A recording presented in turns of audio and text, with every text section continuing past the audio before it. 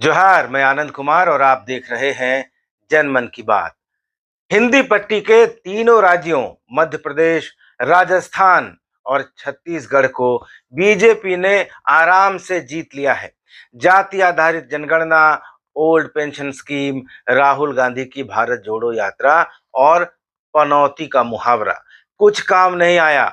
इन तीन राज्यों के चुनाव नतीजों ने बता दिया है कि हिंदी पट्टी में मोदी का जलवा, मोदी की गारंटी और मोदी का जलाल कायम है। तीनों ही राज्यों में चुनाव मोदी के नाम पर लड़े गए थे। एग्जिट पोल में छत्तीसगढ़ में कांग्रेस की सरकार रिपीट होती बताई जा रही थी, जो नहीं हुई। मध्य प्रदेश में 18 साल से शिवराज सिंह चौहान मुख्यमंत्री हैं। एंटी इनकम्बेंसी की आशंका थी, बहुत सी बातें कही जा रही थी, नियुक्ति घोटालों की बात हो रही थी, लेकिन ऐसा कुछ नहीं हुआ। वोटरों ने फिर से भाजपा पर भरोसा जताया और कांग्रेस की दुर्गति कर डाली। राजस्थान में हर 5 साल पर सरकार बदलने का ट्रेंड बरकरार रहा। और दोस्तों, इन चुनावों को 2024 के आम चुनावों का सेमीफाइनल बताया जा रहा था। तो इस लिहाज से फाइनल को लेकर भाजपा निश्चिंत हो सकती है, क्योंकि 2019 के लोकसभा चुनाव में इन तीनों ही राज्यों ने भाजपा को भर भर कर सीटें दी थी। लेकिन आज मैं इन राज्यों के विधानसभा चुनाव की नतीजों की व्याख्या नहीं करूंगा। बहुत से लोग इसकी व्याख्या करने के लिए हैं, पूरा मीडिया आज यही बात कर रहा है। मैं आपको आज ये बताऊंगा कि इन नतीजों का झारखंड पर, हमारे राज्य झारखंड पर क्या असर पड़ेगा। दोस्तों, झारखंड में इन चुनाव नतीजों का तात्कालिक परिणाम यह हो सकता है कि ईडी मुख्यमंत्री हेमंत सोरेन पर अपना शिकंजा कस सकता है। रांची जमीन घोटाला मामले में ईडी ने अगस्त से लेकर अक्टूबर तक मुख्यमंत्री हेमंत सोरेन को 5 बार समन भेजकर पूछताछ के लिए बुलाया। मुख्यमंत्री एक बार भी नहीं गए। उन्होंने ईडी के समन को राजनीति से प्रेरित बताया। कहा कि केंद्र में सत्तारूढ़ पार्टी का साथ नहीं देने के कारण उन्हें निशाना बनाया जा रहा है। उन्होंने ईडी को कानूनी कार्रवाई करने की चेतावनी भी दी और कानूनी राहत पाने के लिए वे सुप्रीम कोर्ट गए, हाई कोर्ट गए। राहत उन्हें कहीं से नहीं मिली। लेकिन इस बीच ईडी बिल्कुल शांत बैठ गया। ईडी क्यों शांत बैठ गया, इसको लेकर भी कई तरह की बातें कही गई, कई तरह की चर्चाएं भी हुई कि भाजपा ने हेमंत सोरेन को ऑफर दिया है कि लोकसभा चुनाव में जेएमएम सभी सीटों पर उम्मीदवार खड़ा कर दे ताकि कांग्रेस को हराया जा सके। लेकिन इस बीच झारखंड भाजपा के अध्यक्ष बाबूलाल मरांडी हेमंत सोरेन को भ्रष्टाचार के मुद्दे पर लगातार घेरते रहे। झारखंड मुक्ति मोर्चा की ओर से भी लगातार बाबूलाल मरांडी को उनके करीबी लोगों पर आरोप लगाकर घेरने की कोशिश होती रही। और इस बीच 5 राज्यों के चुनाव आ गए।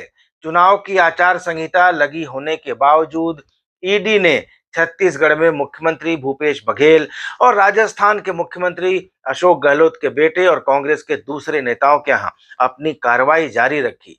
झारखंड में भी शराब नीति और साहेबगंज खनन घोटाला में ईडी की कार्रवाई जारी रही।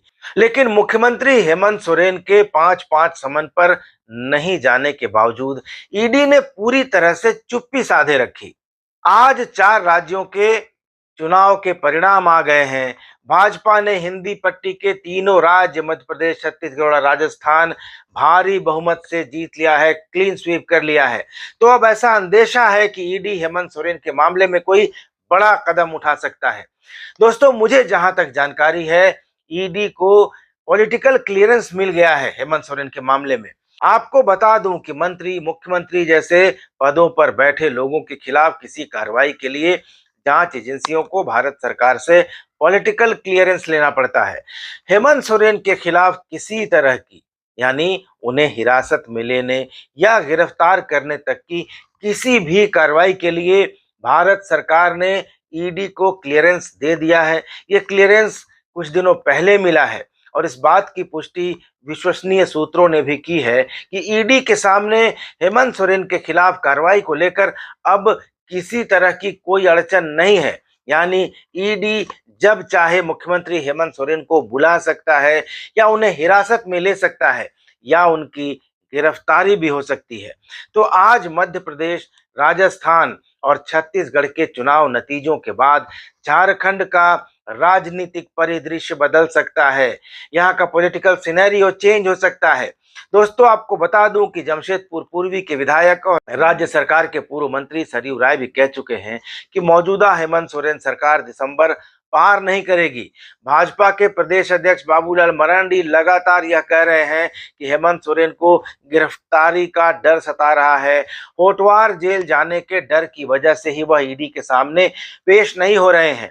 2 दिसंबर को धनबाद में मरांडी ने सोरेन पर प्रवर्तन निदेशालय से भागने का भी आरोप लगाया। उन्होंने कहा कि यदि मुख्यमंत्री ने कुछ गलत नहीं किया है तो वह ईडी से भाग क्यों रहे हैं, और अगर कोई काली कमाई नहीं की है तो उन्हें ईडी का सामना साहस के साथ करना चाहिए। भारतीय जनता पार्टी के नेता और गोड्डा से सांसद डॉक्टर निशिकांत दुबे ने सार्वजनिक मंच से मुख्यमंत्री हेमंत सोरेन को परिवार समेत जेल भेजने की बात कही थी कुछ दिनों पहले। इधर मुख्यमंत्री हेमंत सोरेन भी कई मौकों पर अपनी गिरफ्तारी की आशंका जता चुके हैं। पिछले साल साहिबगंज मसले पर ईडी ने जब उन्हें समन भेजा था तो हेमंत सोरेन ने कहा था कि समन मत भेजिए, सीधे गिरफ्तार करके दिखाइए। बीजेपी को लगता है कि जेल में डालकर डरा देंगे, हम इस साजिश का माकूल जवाब देंगे। जनता हमारे साथ है तो कोई भी लड़ाई लड़ने को तैयार है। लेकिन इस साल 9 सितंबर को चाईबासा में सीएम हेमंत सोरेन ने एक बार फिर विपक्ष पर निशाना साधते हुए कहा कि संवैधानिक संस्थाओं का दुरुपयोग करके मुझे जेल भेजने की कोशिश की जा रही है।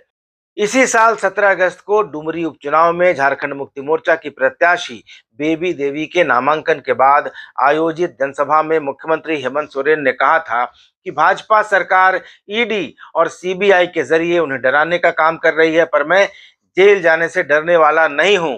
झारखंड का आदमी जेल जाने से डरता है क्या?